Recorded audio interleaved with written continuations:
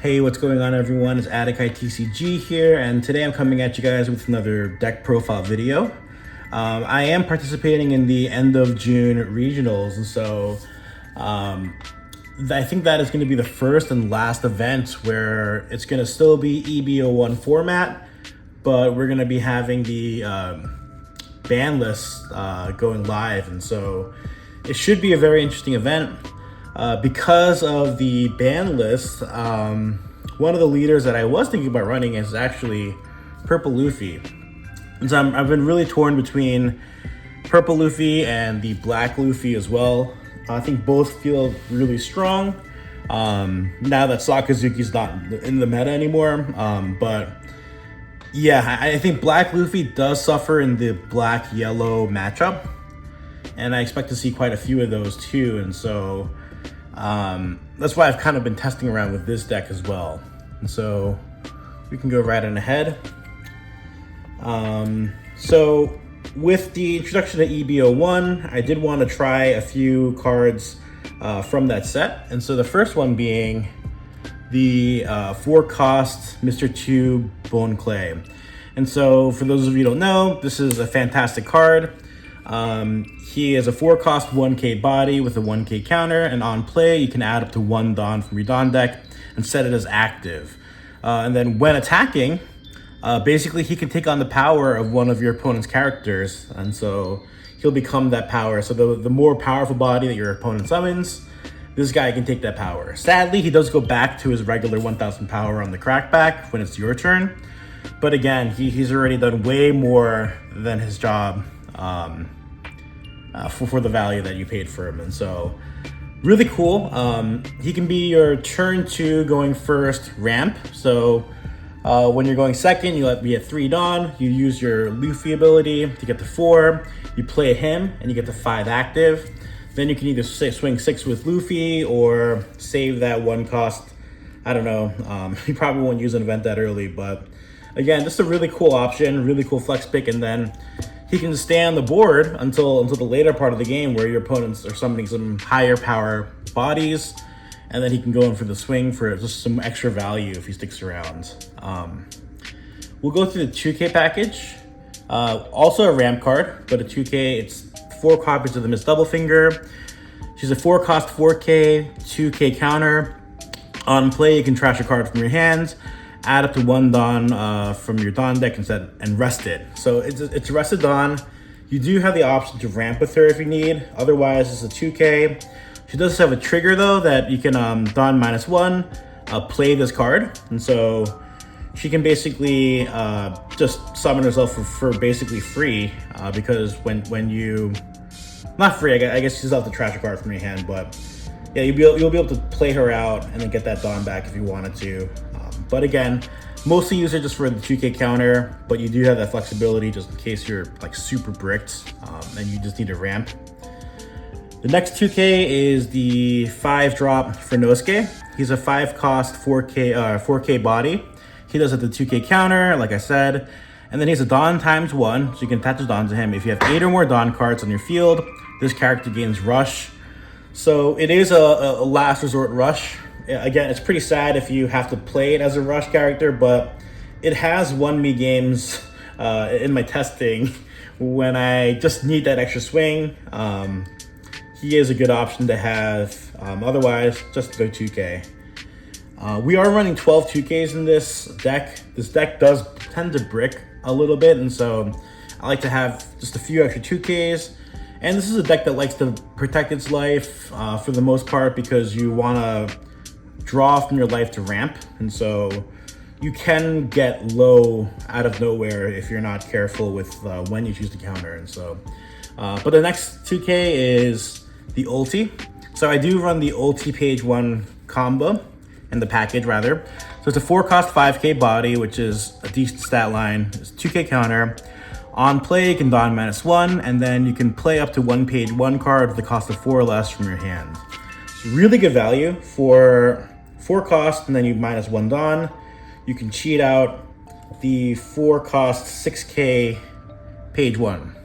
I am running 4 copies of those. The 4 cost 6k stat line is a really great stat line. It does have 1k counter as well. And again, just the value and how wide you can go with that, it's quite nice.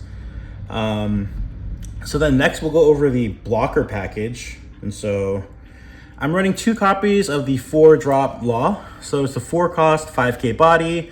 It does have 1k counter and it's a blocker. And then on play, you can don -1. If your opponent has 7 or more cards in their hands, you can trash 2 from their hand randomly. And so really good card.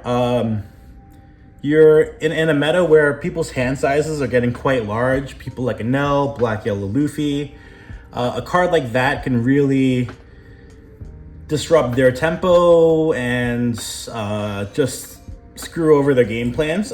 And so, yeah, I really do like this card. I'm running it at 2 of. You can argue to run it at more, but 2 seems to be enough for me, where I'm seeing it mostly when I need to see it. And so, again, but you can run it maybe at 3 or 4 if you really like it.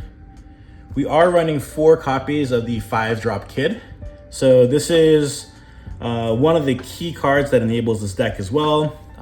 We are Don minusing quite a bit throughout the whole deck. And so just being able to re-ramp that. And so, again, so he's a 5 cost 6k body, 1k counter with the blocker type.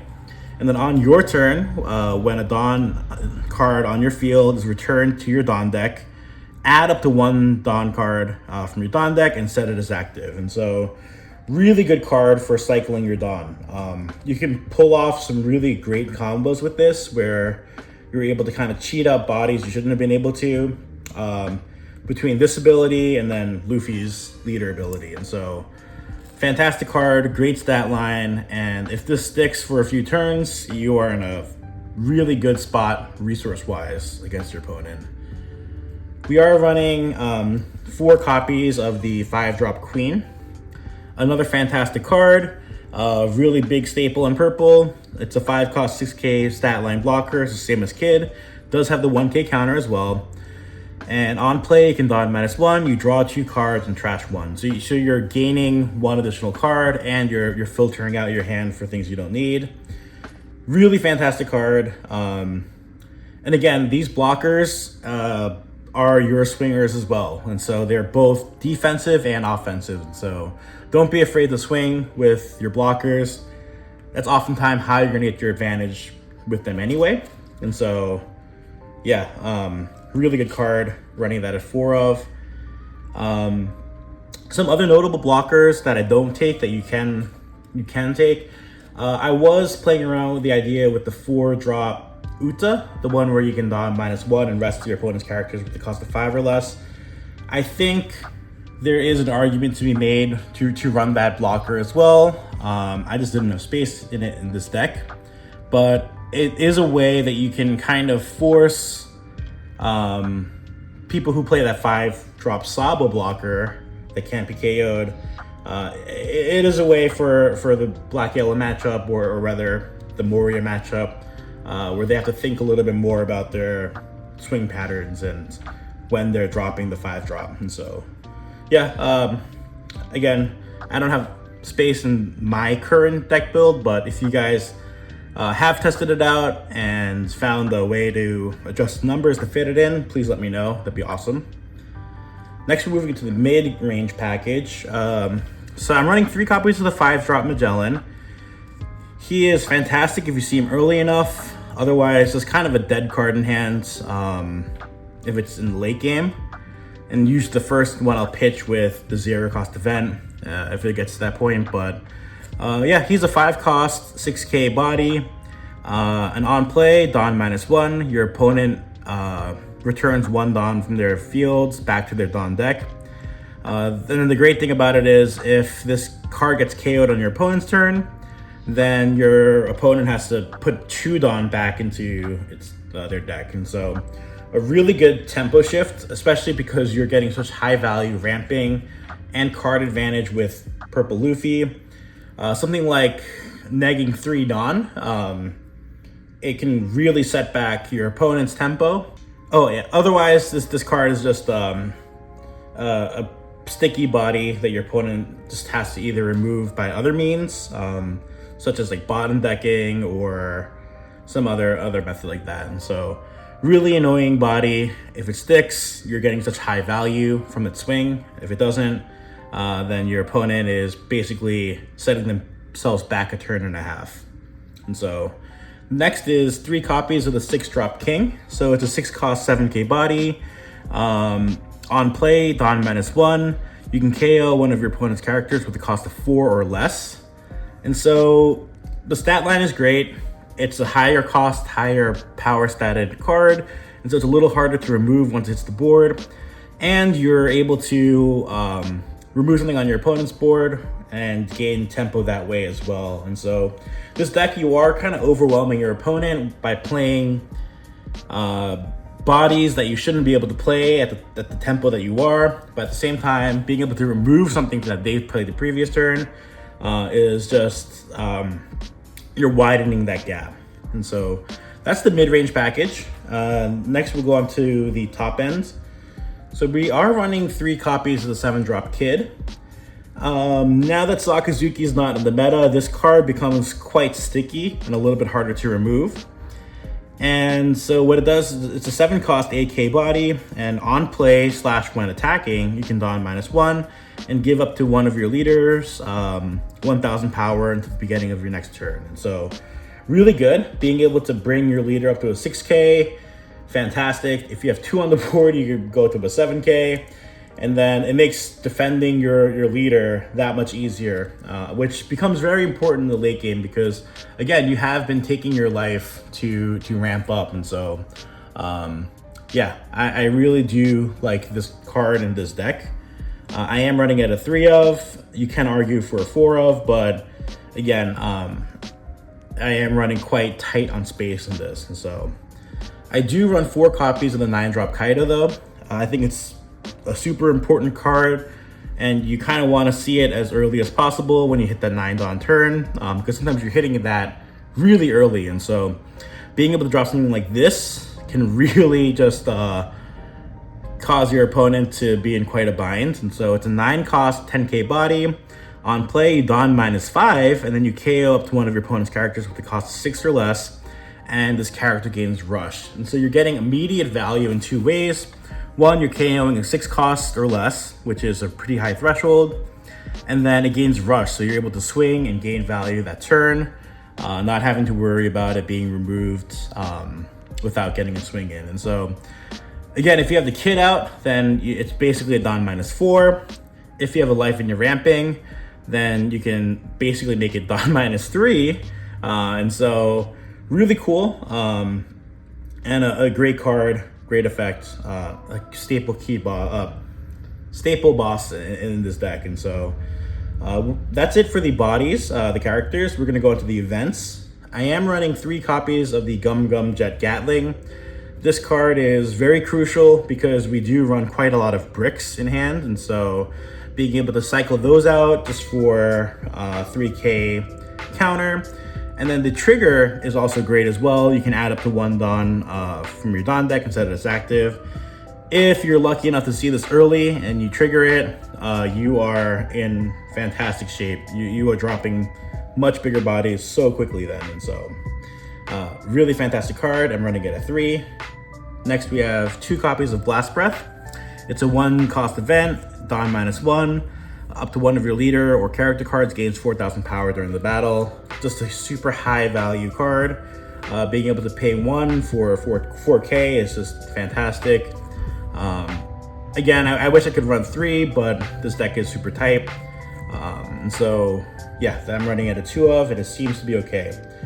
The last card is a new EB card that I wanted to try, and honestly, I've been liking it a lot.